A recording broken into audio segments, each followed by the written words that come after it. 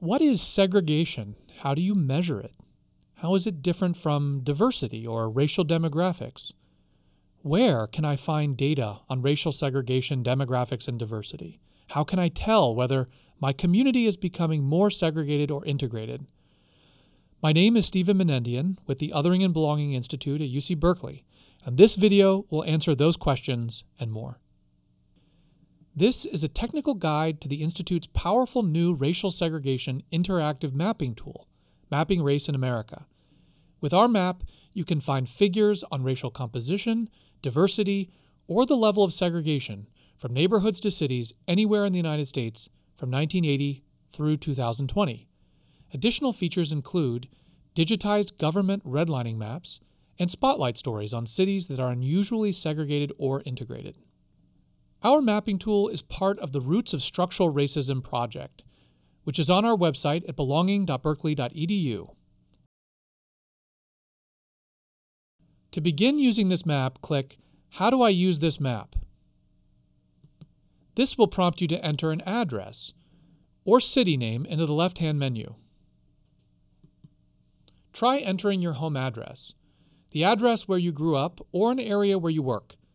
The map is most revealing if you search up a place you are already familiar with.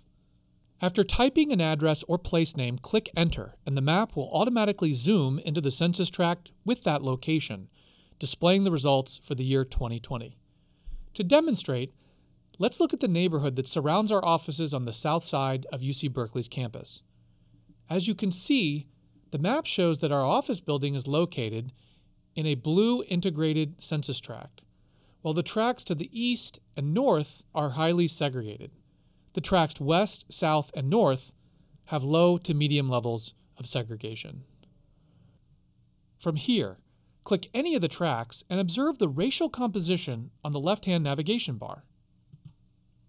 When I click the tract with our office, the navigation bar shows that, according to the 2020 census, 28% of the folks living here are Asian, 6% are Black, 15% Latino, 7% other, and 44% white.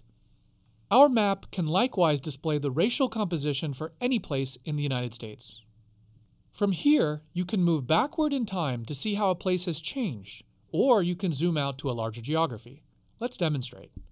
To change the year, scroll up the navigation bar to the year selector and simply move the slider to the year you wish to view. As with much of the country, there has been significant change in racial demographics in the census tract where our office is located. In 1980, it was 29% Asian, 2% Black, 7% Latino, 59% white, and 3% other. The Black and Latino portion of that neighborhood has more than doubled as a percentage in that 40-year span. You can use the slider to examine 1990, 2000, and 2010 as well, years in which the decennial census was conducted. In addition to moving through time, you can zoom in or out to a larger or smaller level of geography by clicking Change the current geography on the navigation bar. Specifically, our map displays the level of segregation, diversity, and racial composition at the tract, city, and metropolitan area. Neighborhoods are captured as census tracts, a small census area of about 4,000 people on average. Cities are governed by local municipal governments, and metro areas are places defined by the census as regions that reflect commuting patterns and housing markets. For regions that fall outside of these larger census areas, we display data for counties instead. So let me show you how this works by zooming out of the census tract to the city of Berkeley. I simply select City on the navigation bar and slide down to look at the data again. It shows us that as of 2020, the city of Berkeley's population is 20% Asian, 8% Black, 14% Latino, and 50% white. You can use the year slider to go back in time to view the city's racial composition for every decade, starting with 1980. Or we can zoom out further to the metropolitan view. This metropolitan area is San Francisco, Oakland, Fremont. It shows that the metro area is 27% Asian, 7% Black, 23% Latino, and 36% white as of 2020. And once again, You can go backward or forward in time using the slider to see how much the area has changed. At a minimum, the easily accessible and free racial data for neighborhood cities and metropolitan areas anywhere in the United States makes our mapping tool useful for a broad range of purposes. But the main reason we created it was to provide insight into the dynamics of racial residential segregation.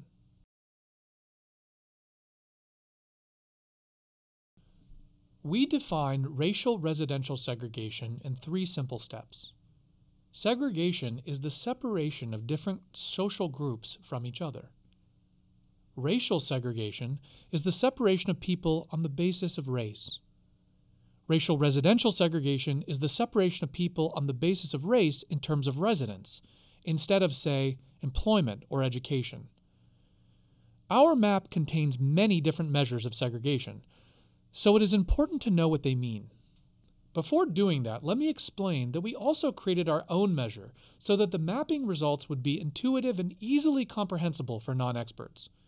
We wanted to provide a way of showing the level of segregation without getting into the weeds of a particular measure. For that reason, after entering an address or zooming into a particular place, the map displays the level of segregation for that place and time. Our default visual layer delineates between high segregation, low to medium segregation, or integration, each of which is a combination of characteristics described and defined in our project's technical appendix. Let me show you another perspective, which is even more revealing.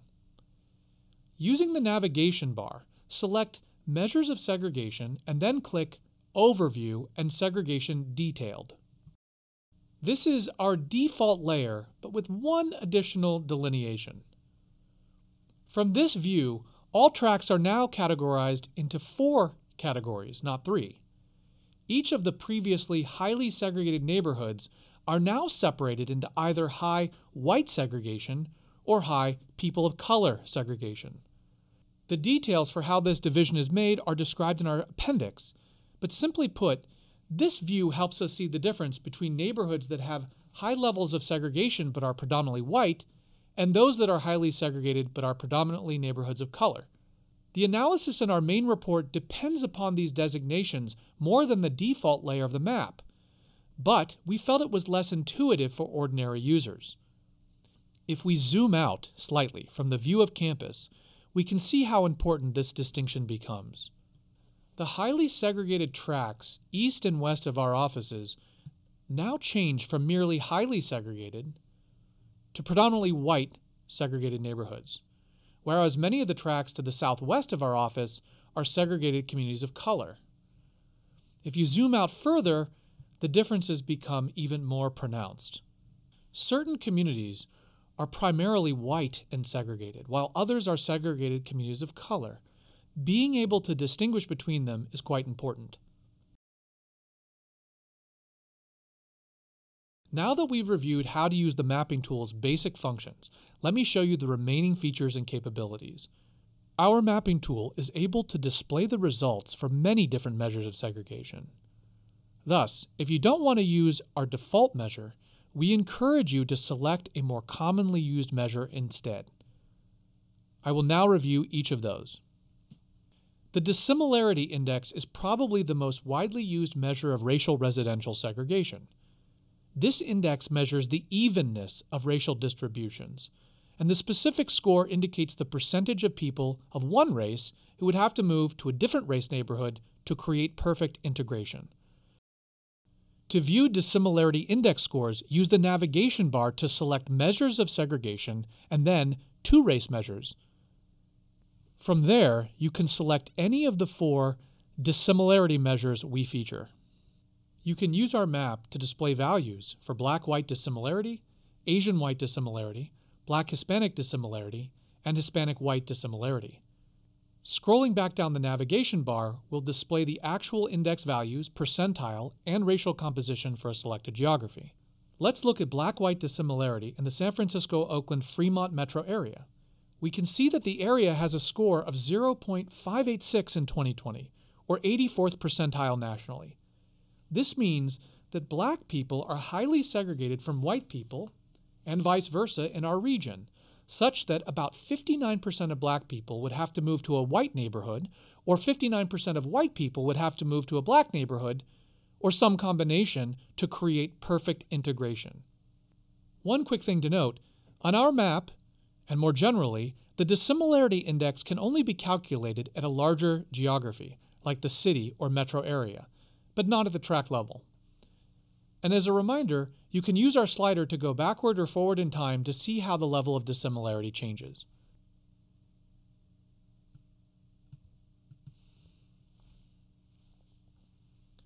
Another widely used measure of segregation is known as the exposure index. This index indicates the racial composition of the neighborhood inhabited by the average or typical person of a particular race. This is a powerful measure of segregation, and perhaps one of the best, because it reflects the actual lived experiences of most people of different racial groups, and helps us see the persistence of racial segregation, even if many, but not most members of a racial group are now able to live in integrated neighborhoods. So take a look at Berkeley in 2020. We can see that the black-white exposure value is 0.4494. What does this mean? This means that the average black Berkeley resident lives in a neighborhood that is about 45% white. If we look at the other black exposure scores, Black Asian and Black Hispanic, we can get a nearly complete panoramic view of the racial composition of the typical black Berkeley resident's neighborhood. It tells us that the average black person living in Berkeley resides in a neighborhood that is 45% white, 16% Latino, 17% Asian, and 13% black. Using our tool, we can also generate the same information for the typical white Berkeley resident. The white-black exposure score is 0.0687. This means that the average white person in Berkeley lives in a neighborhood that is about 7% black. Using the other exposure values, we can see that the average white Berkeley resident lives in a neighborhood that is 7% black, 54% white, 12% Latino, and 18% Asian. While not completely different, there are substantial differences in the black and white experience in Berkeley in terms of neighbors. In some cities, as nationally, these figures are extremely divergent. Our mapping tool can be used to discover the difference. You might notice, however, that the same race figures, the percentage of white people in the average white person's neighborhood, is found in a different place on the navigation bar. Although measuring something similar, this is known as the isolation index. To select it, go to the single race selection of the navigation bar under Measures of Segregation to see the percentage of a racial group in the typical person of that racial group's neighborhood.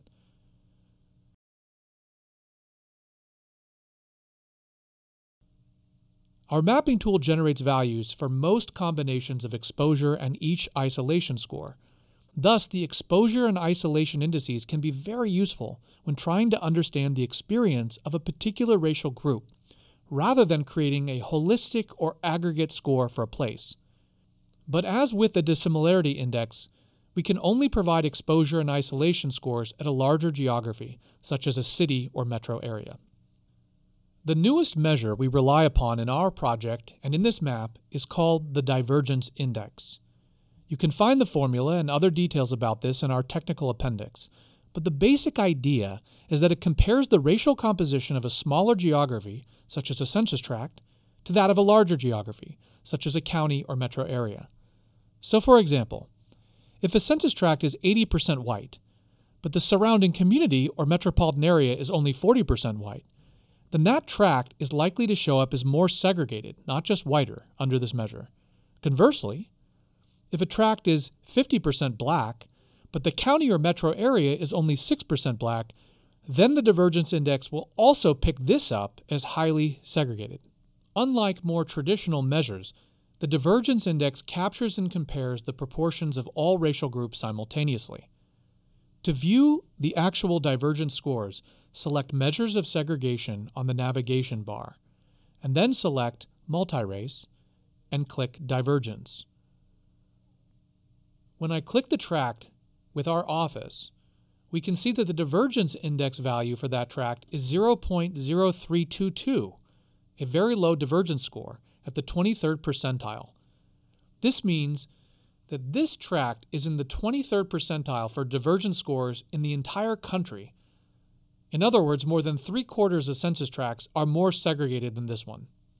If you need specific scores for different tracts or different points in time, simply click the tract you wish to select and the year slider you wish to examine, and the navigation bar will display both the score and the percentile.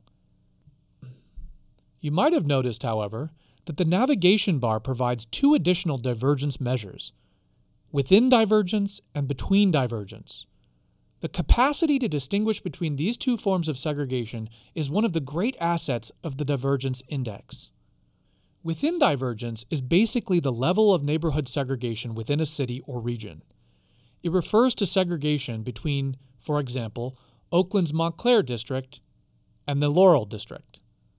Between divergence, however, refers to segregation between a city and the region it is nested within. So, to continue with the local example, this means comparing Oakland as a city to Alameda as a county. In short, within divergence is intra-municipal segregation, and between divergence is inter-municipal or regional segregation. To appreciate the difference between these two forms of segregation, let's take a look at the highly segregated city of Memphis, Tennessee. Memphis is the 28th largest American city, with about 633,000 people living in the city limits as of 2020. The city is about 61% black, one of the highest proportions of African Americans per city in the nation. It is also 24% white, 10% Latino, and 2% Asian. A majority of tracts in the northern and southern parts of Memphis are highly segregated neighborhoods of color, seen here in red. Tracts in the central part of the city, extending into neighboring Germantown and the northern parts of Collierville, are highly segregated white neighborhoods. Just a handful of tracts, primarily around the downtown and eastern part of the city, are either racially integrated or have low to moderate segregation. Accordingly, Memphis ranks as the 17th most segregated city in our 2020 rankings, with a divergence score of 0.3453 at the city level and 0.2855 at the metropolitan level, or 12th. But upon closer examination, the divergence index's within and between scores reveal a critical nuance.